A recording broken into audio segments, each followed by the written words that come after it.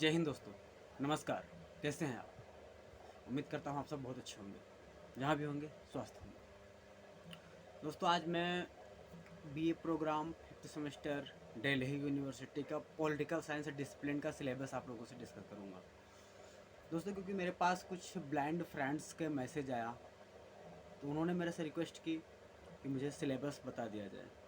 तो अब अगर ब्लाइंड फ्रेंड्स को अगर हम सिलेबस बताते हैं तो एक एक करके पता नहीं कितने सारे कॉल्स आएंगे और कितने सारे मैसेज आएंगे।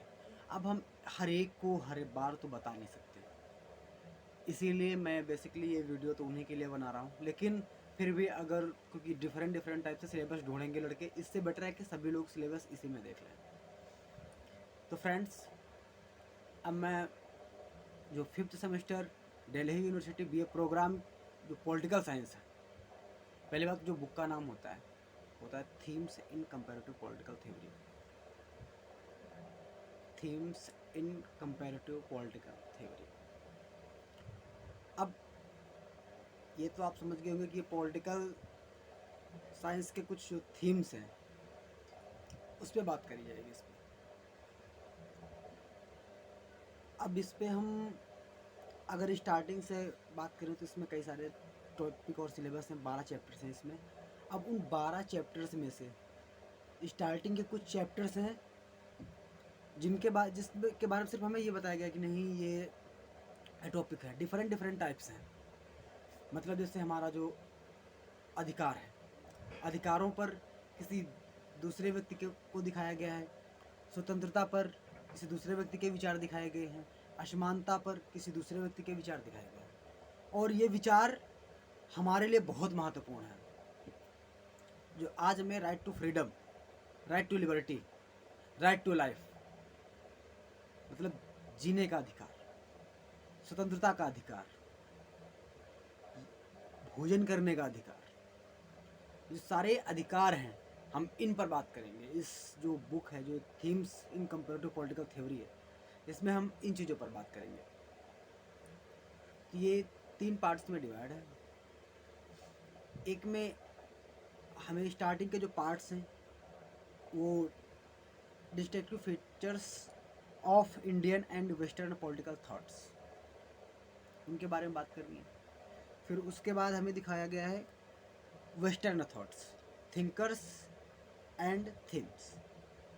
जो वेस्टर्न थिंकर्स हैं उनके थॉट्स और उनके थीम्स। उसके बाद Indian thinkers, thoughts and themes.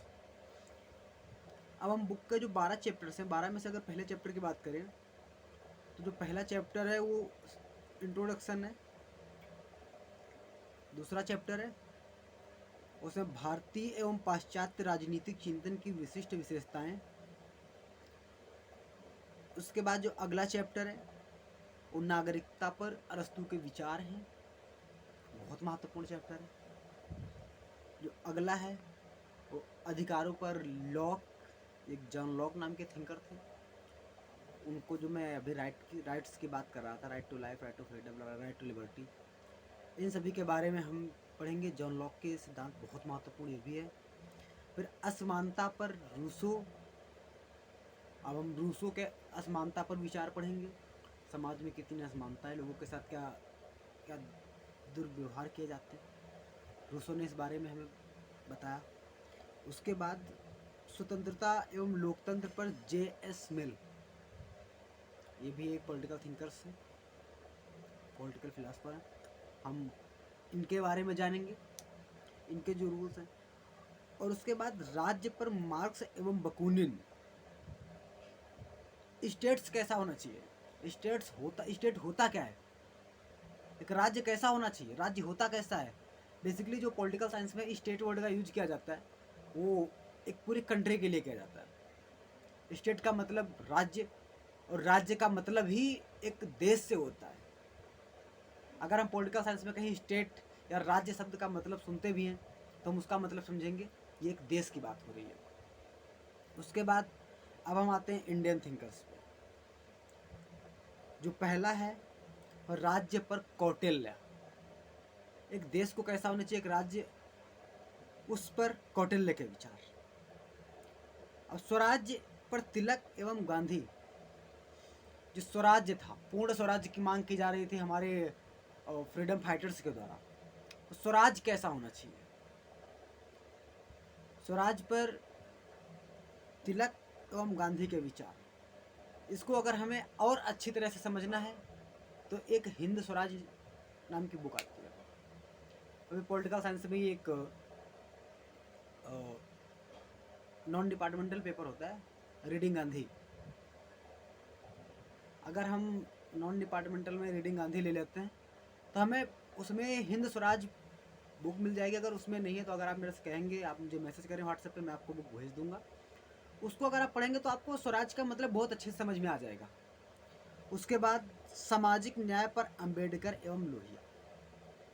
अब आपने सोशल जस्टिस पे अगर अंबेडकर को नहीं पढ़ा, अंबेडकर के सामाजिक न्याय के बारे में नहीं सुना, तो आपने, मुझे लगता है कि ग्रेजुएशन तक कुछ नहीं पढ़ा। क्योंकि समाज में जो हमारा रिजर्वेशन सिस्टम है, या फिर जो अंबेडकर ने ये कहा था कि हमें पहले जो पिछड़ा तबका है वो जब तक समाज में ऊपर नहीं आता तब तक देश के आज़ाद होने का कोई फ़ायदा नहीं। हमें अम्बेडकर के सारे थॉट्स को समझना चाहिए और पढ़ना चाहिए, यही आपको इसमें मिलेगा बहुत अच्छे से। उसके बाद लोकतंत्र पर नेहरू एवं जयप्रकाश नारायण। लोकतंत्र पर नेहरू और जयप्रकाश नारायण के विचार आपको इसमें पढ़ने हैं। उसके बाद पितृसत्ता पर पंडित रमाबाई। अगर आप थोड़ा सा अच्छे से देखेंगे तो हमारा जो इंडिया है वो एक पितृसत्तात्मक देश है। यहाँ पे ज़्यादातर लोगों की सोच भी पितृसत्तात्मक ही होती है। और यहाँ तक हमारा सिलेबस ख़त्म होता है। अगर आपको किसी भी टॉपिक को समझने में कोई दिक्कत आ रही है, इनमें से मैं आप एक बार भेज दूंगा, वैसे इसकी फ़ोटो भी डाल दूंगा, लेकिन वॉइस में बताना मुझे अत्यंत आवश्यक था, इसीलिए मैंने बताया। तो चलो अब मैं विदा लेता हूँ, मिलता हूँ नेक्स्ट वीडियो में। तब तक के लिए जय हिंद,